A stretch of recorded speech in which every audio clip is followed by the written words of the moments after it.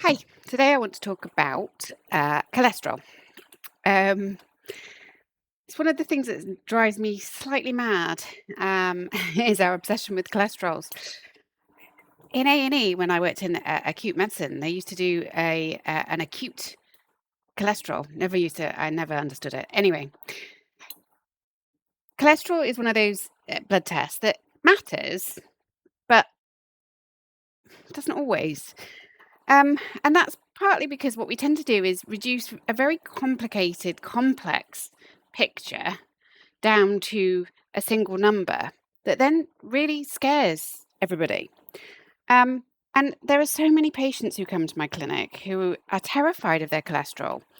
And when you have thyroid hormone issues, it's quite common to have high cholesterol, and they're basically being told often, or that's the implication they come away with, is that they're going to kill themselves because of their cholesterol, because their cholesterol's too high. There's no sort of discussion around that. There's no sort of, well, what does that mean? What does that high cholesterol mean? What's the context? What's why does it matter that my cholesterol is high? It's just your cholesterol is high and you're going to cause issues with yourself. So for me, what I want to try and do is to try and explain that to you in a way that makes sense. And when I have patients like that, I often send them something called the Q risk. Because essentially, what cholesterol is, or high cholesterol is doing, is increasing your risks of having likelihood of having a heart attack or a stroke. But that risk is part of many, many other risks and a whole pattern. It's risk stratification.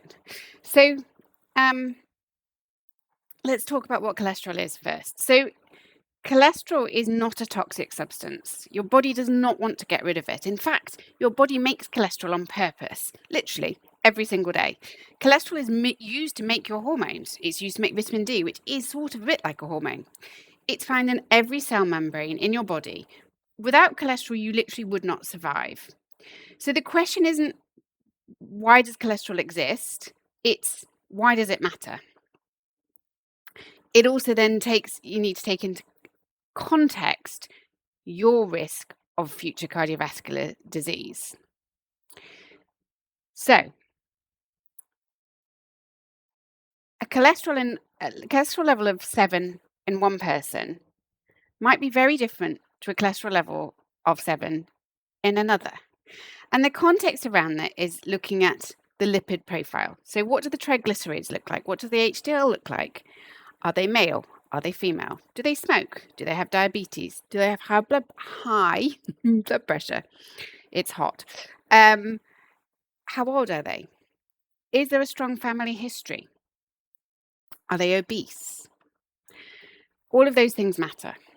And what we do with those things as doctors is we put them into a scoring system called cardiovascular risk calculators. And as I said before, there's something called the Q risk.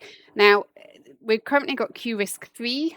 There is apparently about to be a new one called Q risk 4, which is looking a little bit more down into the detail, apparently, of cholesterols and lipids. So at the moment, what the Q risk score does is it takes into account your blood pressure, your ethnicity, whether you smoke, whether you're diabetic, all of those things we've just said, and it gives you a percentage score of your likelihood of having cardiovascular events. And by that, I mean heart attacks and strokes um, within the next 10 years. So I put mine in to start with, so to give you an idea of what it comes up with. So I put mine in with what my cholesterol levels are. It's actually a ratio. It wants you to put in a ratio of cholesterol to HDL. Um, and my risk came up at 1.1% in the next 10 years, which is pretty small. I then wanted to see what would happen if I then put my cholesterol really, really high. My risk went up by 0.7%. Now, that's not very much, really, in the grand scheme of it. Interestingly, I then did it as if I was a man with exactly the same details, and my risk went up to 4%. So It's cholesterol is a little part of a big risk stratification. Now, QRisk, of course, is not perfect. It's not going to exactly tell me that I've only got a 1% chance of dying tomorrow. Of course it isn't, but it gives us an idea. It gives us a risk idea. For me, what I want to happen to you is that you're not obsessing over one number all the time, and that you can start to understand why it is important in medicine, but equally why it may not be important to you at your particular time of life. Um, Diet is another thing that people talk about with cholesterol. Of course, it matters. Diet matters for health, but actually, diet is not the biggest thing that determines your cholesterol level. I had someone many years ago who was literally having double cream with his porridge, a lot of double cream. He was making his porridge with double cream every single day. I suspect that may have had some impact on his cholesterol levels. But ultimately, if you're eating good, healthy foods, the likelihood of you suddenly switching from butter to what was the thing that somebody said? Benecol, which is highly, highly processed, the likelihood of that changing much of your cholesterol level is minimal. Biggest impacts on cholesterol levels are genetics, age, menopause, thyroid function, insulin resistant, and how your level processes cholesterol. So the message is really what you need to be doing is sorting out your thyroid, your menopause, much more than sorting out the basic cholesterol. So if you do have a high cholesterol, I think the message is don't panic. This is part of a risk stratification.